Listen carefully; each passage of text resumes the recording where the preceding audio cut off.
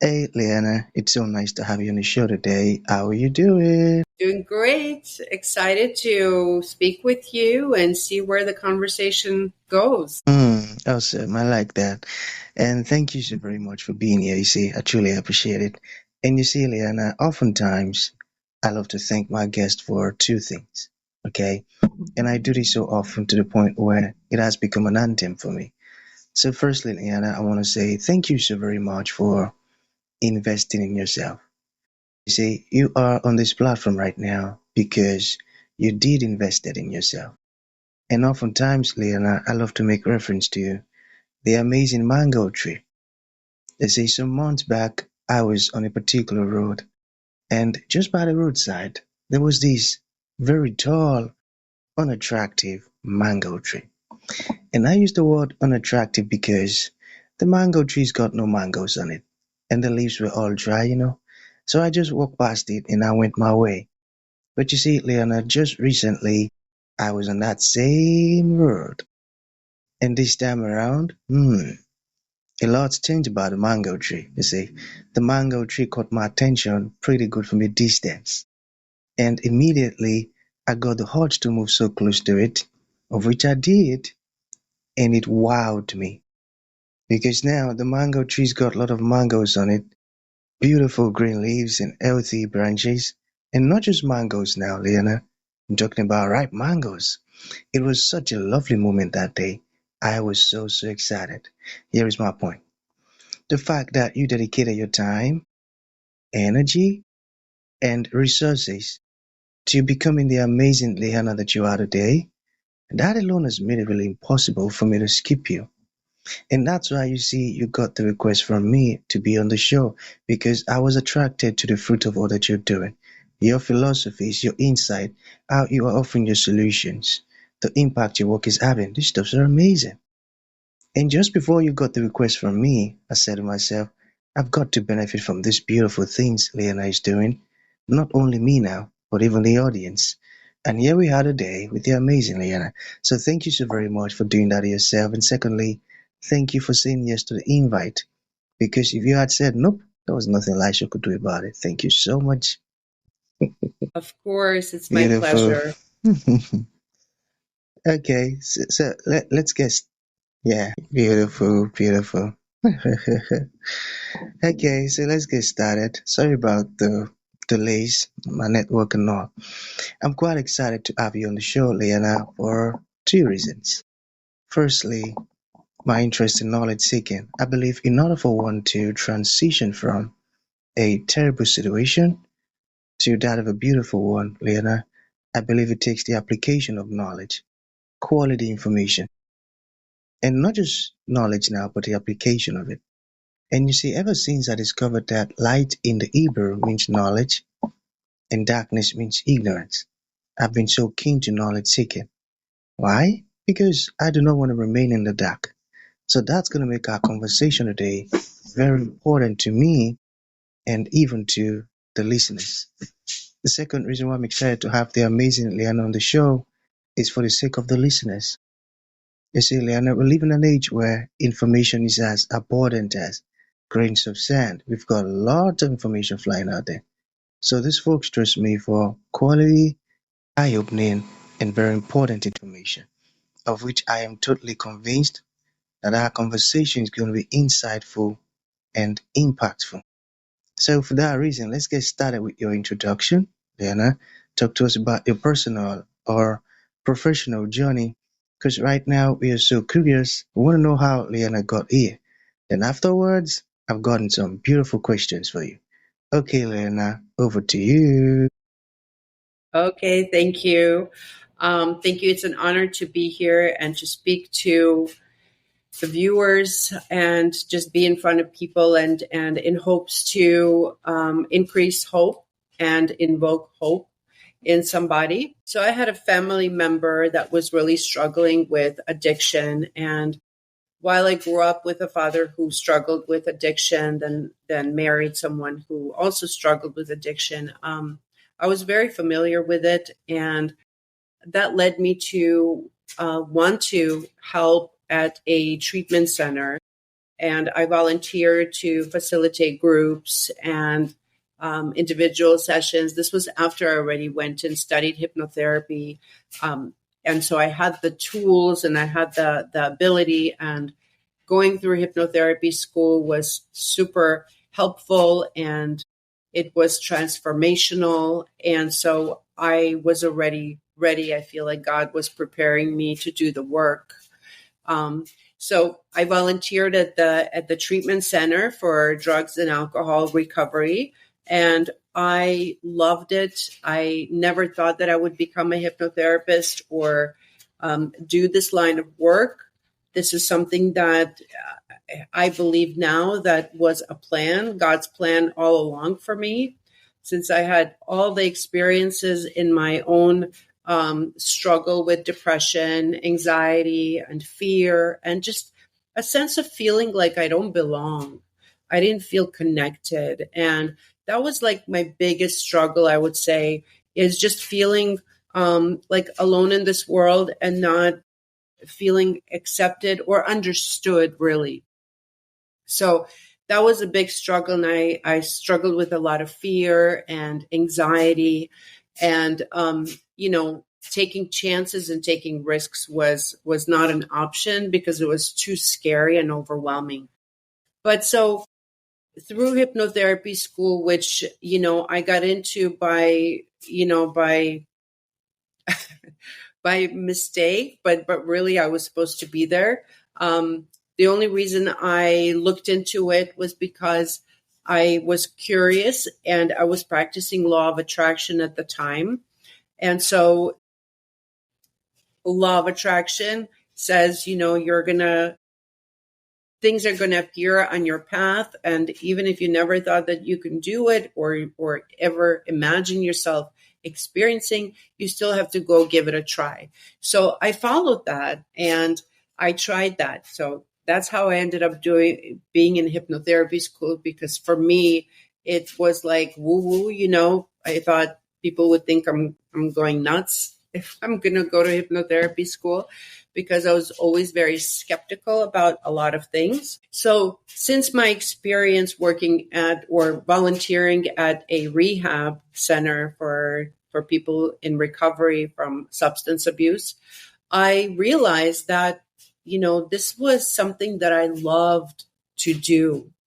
And I had such a passion, like a spark ignited in me to, to share all the things that have helped me and share all the things that I know that work. Because when I was working on myself, it was really hard because I read a lot of books. I learned from a lot of people, but I never learned, like nobody was ever able to explain to me how to do it, how to feel better. Like I understood why I feel the way I feel, but how to was like the thing that was really, it took me a long time to figure out through my own self-discovery work. So very shortly after my experience in volunteering, maybe a few months later, I said, you know what?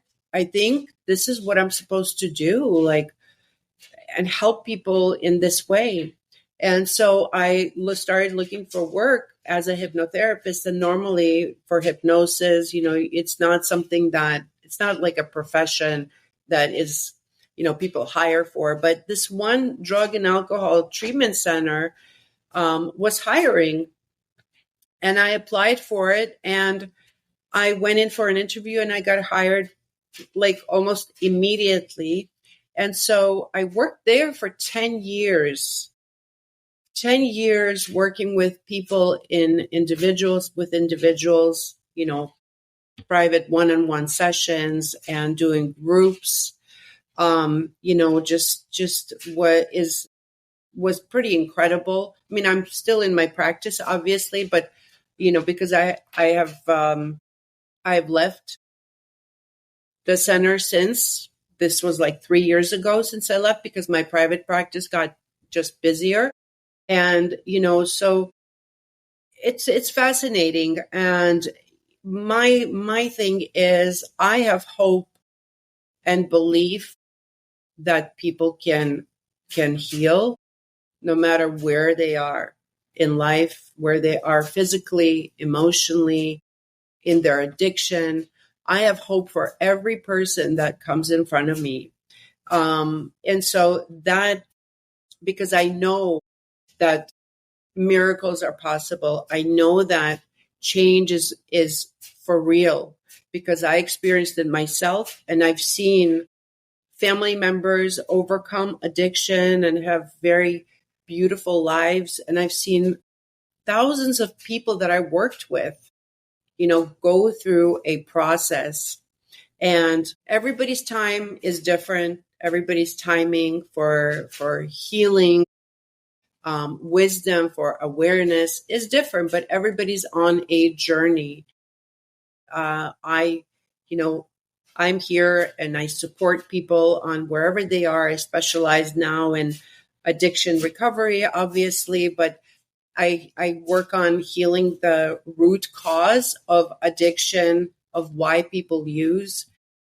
And it could be anxiety, trauma, of course, feeling low self-worth, low self-value, having lots of fear, that developed from traumatic experiences. Even though traumatic experiences aren't sometimes, done to you, it's how a person interprets that traumatic experience or that experience and creates a story around that experience for themselves and makes it real. So to me, that's how trauma really develops and becomes strong. And so I work at the root. And once we heal at the root, whether we go back to the childhood, sometimes people, get stuck in their trauma when they're 10, 15, 20, 30 years old. So it just depends where they are and how deep the trauma is and how big it is and how active it is. I help people heal it, heal through it, embrace it, learn from it, gain the wisdom and the knowledge from their experience, and bring it into the future in a very empowered way. So that's the quickest way I can explain what happened where I am now. Beautiful, I tell you. That's profound. I love your approach so, so very much. The fact that you are not just going to help them solve the problem, but they're also going to get necessary wisdom and experiences from it and also apply it to solve folks' problem out there too. That's amazing. But there is this part that I'm still a bit curious and I want you to talk more on. So, how does hypnotherapy and NLP help break destructive habits? Hmm. You got Yeah. Yes, yes. Okay. So hypnotherapy is a tool that I use to enter the subconscious mind. By quieting down the mind, we can enter the heart. So it helps to relax the person into a very deep, relaxed state where they're actually more in control and more aware of what's happening because they're more present into this very present state. And when we're in that state, a person can look at themselves in a very calm, understanding way, because I guide my clients to the place of love and compassion for whatever part of themselves they're looking at, so that they're healing that part of themselves. So because the mind is so relaxed, we can go and it's so quiet. It becomes very quiet. So if you imagine you're looking at your world on the inside. So you're turning your eyes and looking inside your inner world. And it's profound because there's a whole world inside of each human being where we carry all of our experiences, all of our feelings, all of our beliefs. And so why hypnotherapy works in this relaxed state, because we're very suggestible in that state. And basically what I do is plant the new seed and the new thought, the new way of embracing and accepting yourself. And naturally the person begins to just naturally feel different. So many times my clients are like, I don't even know how that happened, because in that calm state, it's not that they forget. It's just, there's just a fascinating change. And honestly, sometimes I don't know how I do it, how it happens, but I believe that God is the one who's leading that. So, Yeah, so that's where I'm at. With that, and NLP is the same. It's very similar in that we there's a lot of different techniques in NLP, whether it's reframing, whether it's shrinking, changing the visual, the image, but the idea of it is that we have to change the visual in our mind. We have to put on a different filter. You know, if we want to see a tree full of mangoes and it's beautiful and ripe, we're going to see it like that. But if we're having a bad day and we're not feeling so well, we're not going to see the light. We're not going to see the tree. We mm, might mm, not even know that it exists. So the whole point of my method, right, is we got to change the inner perspective, the inner television that we have, you know, our thoughts, our images. We can change all that. And once we put in a different movie in our mind, we start to see life very, very differently. that's so true. That's so true. And that's quite profound. You change the visual. What exactly are you seeing? I got that. So there's this one also. What is the most important key to long-term recovery? Yes, good question. It can look different for different people, but we have to have a routine that we work on to keep our mind, heart, and body. I always say to my clients, you got to do something for your mind, body, and spirit, right? Every single day. You got to stay in, you got to stay focused. We have to, in recovery, we have to practice mindfulness. Again, it's all about being in control, being in charge of how you see things for yourself. How you allow yourself to see or to experience internally in yourself. So we got to learn how to keep the mind focused on the right things. I always say, keep your mind focused not on the consequences that much, but more on what can I experience?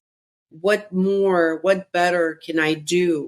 What can I, have that can be, great in my life? So we got to think, we got to create with our mind, and our mind is powerful in that way. And once we create with our mind, then we get a feeling for it, right? We can't just, think and just sit and wait. Well, when the right, we also got to take action. So, it's about learning how to change your lifestyle as well. Because if we're in recovery, we can't be doing the same things that we did when we were struggling. We have to look at our life and we have to create a environment for ourselves that is in alignment with our with with our recovery. So that can mean, maybe changing your activities, maybe doing more exercise, being more out in the sun. There's so many different things that we could do, but I think the most important is we have to stay connected, whether that's through meditation, whether that's if prayers in your practice, then you got to do that all day, every single day. There's not one day that needs to pass by when we're not staying connected with our truth. And so that's In a nutshell, I know that was kind of like a longer explanation, but you know, every person has to find what works for them. We're the same, but we're different in a way that not Mm. everything works for me. That's going to work. Yeah, yeah.